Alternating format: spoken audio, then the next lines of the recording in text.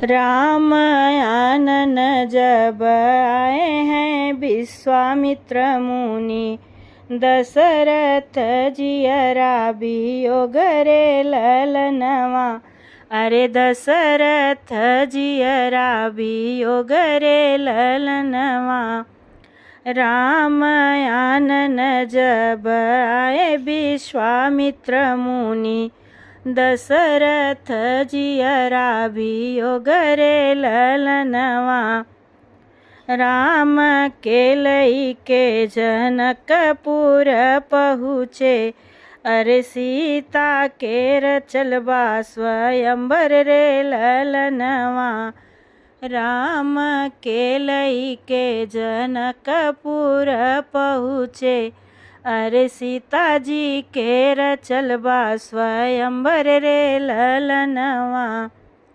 देश विदेश के राजा सब आए, अरे धनुषा उठाई नहीं पाए रे ललनवा। अरे धनुषा उठाई नहीं पाए रे ललनवा। देश विदेश के राजा सब आए, अरे धनुषा उठाई नहीं पाए रे ललनवा। गुरुदेव के आज्ञा लई के उठे श्री राम, अरे धनुष छुअत लगाई रे ललनवा। अरे धनुष छुअत लगाई रे ललनवा। गुरुदेव के आज्ञा लई के उठे श्री राम, अरे धनुष छुअत लगाई रे ललनवा। सीता भी यही राम अयोध्या लवटले, अरे माया जे परिछई पतोहरे ललनवा। अरे माया जे परिछई पतोहरे ललनवा।